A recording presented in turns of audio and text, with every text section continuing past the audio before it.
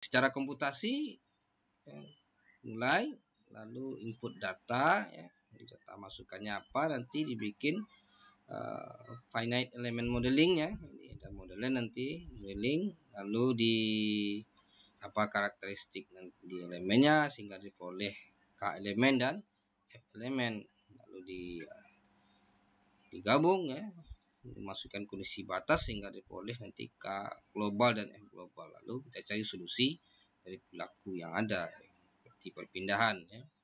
Nah, kemudian baru dikalkulasi tegangan-tegangan yang ada di elemen. Terakhir maka kita interpretasikan hasilnya ya.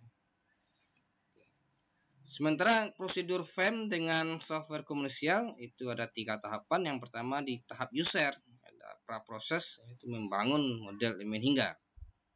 Kemudian dilanjutkan dengan memakai komputer. Ya, di sini ada proses dengan analisis numerik. Nah, hasilnya nanti dilihat oleh user kembali. Ya, secara proses yaitu memeriksa hasil-hasil yang diperoleh dari menggunakan software komersial.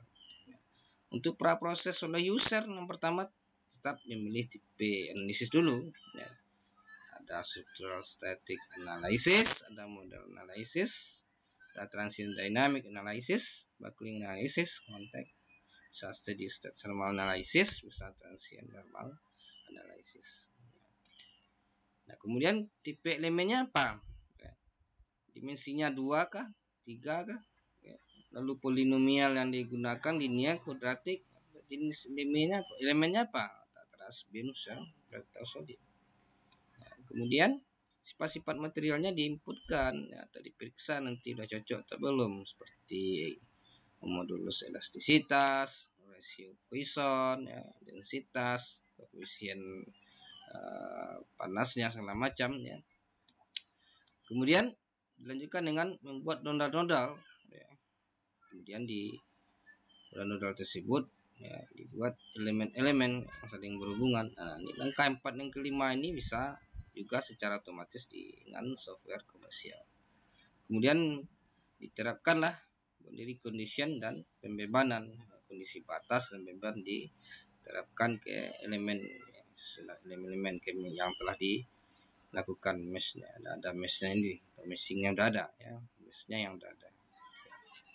Mungkin proses dengan komputer analisis numerik menyelesaikan persoalan kondisi batas. Nah, di proses nanti kita periksa hasilnya seperti displacement, stress, strain, natural frequency, temperature, time history, dan lain sebagainya. Nah, tapi responsibilitas user melihat hasil perlu. Nah, misalkan ini ada sebuah struktur yang ditumpu yang sel nih kan. Pulse adalah ada pembebanan dengan pulse seperti ini, 1 milisecond pressure pulse.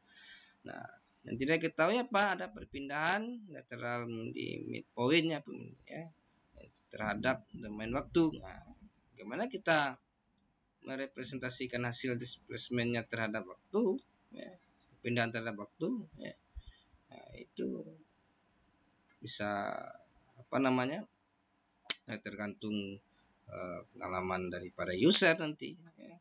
Apakah nanti dimasuk dengan kontur-kontur segala macam, maka baik atau tidaknya yaitu tingkat respon daripada pengguna itu sangat berpengaruh untuk menginterpretasikan hasilnya.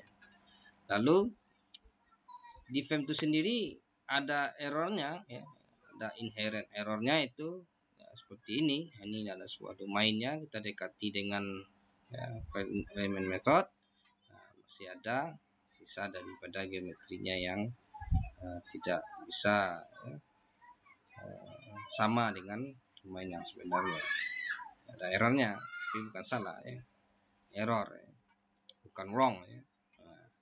Lalu ada pemilihan polinomial di elemennya, misalkan ini deformasi sebenarnya seperti ini. Nah, kalau dengan FEM, kalau kita pakai elemen linear, kemampuannya seperti ini. Kalau kuadratik seperti ini, kubik seperti ini. Nah, ada perbedaannya sehingga ada error. Nah, di metode integrasi juga seperti itu, teknik integrasi ya, akan berbeda ya, berapa ya, tergantung nanti ya elemen yang dipakai, yang persamaan yang dipakai, teknik-teknik integrasi yang dipakai. Jadi ada inherent error. Di samping itu juga ada karena kemampuan digit komputer ya, seperti akar 2, pi sebagainya ini kan panjang nih, komanya belakang ya. Keterbatasan digit itu juga mempengaruhi error. Kemudian perbedaan harga kekakuan ya. Secara numerik kalau terlalu kecil nanti bisa terabaikan kekakuan ini ya.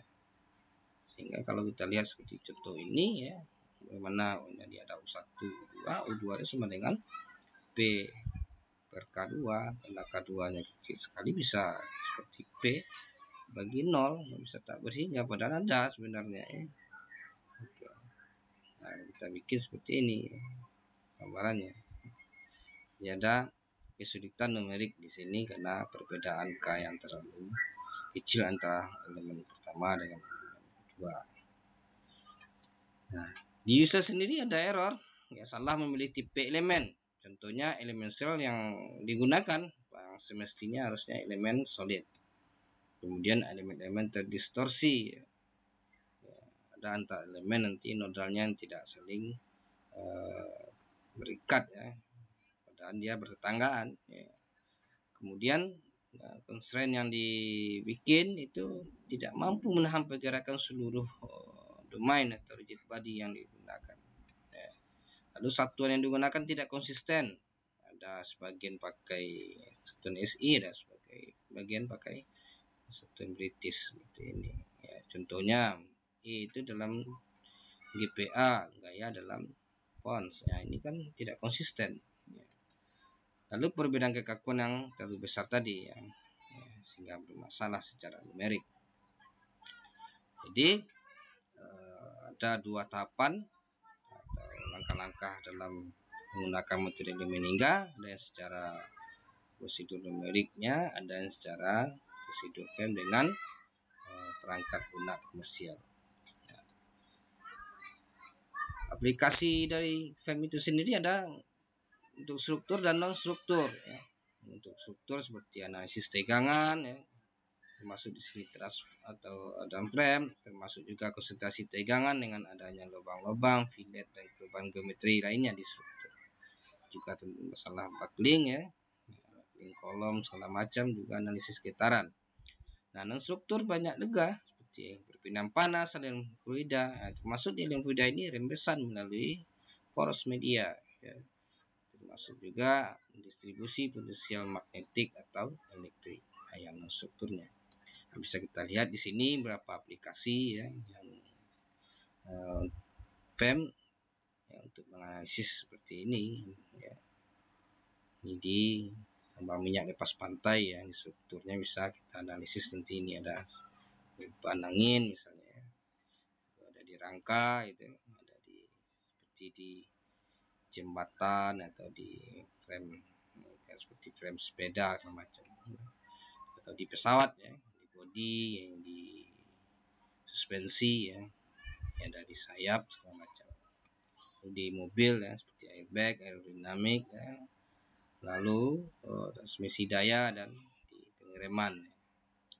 Juga simulasi dinamik ya, seperti ini ya, pengemudi ya, bila nanti ada dari sebelah ada tubrukan ya, atau aliran fluida di pompa ya, atau gerakan satu jembatan ya dengan bebannya, dan uji apa namanya tubrukan sebuah mobil. Ya. Demikian saja untuk pendahuluan metode elemen hingga ini. Kita ketemu lagi nanti di metode kekakuan. Demikian saja, kita sudahi. Wabillahi taufiq hidayah. Subhanakallahumma wa bihamdik. Assalamualaikum warahmatullahi wabarakatuh. Bye.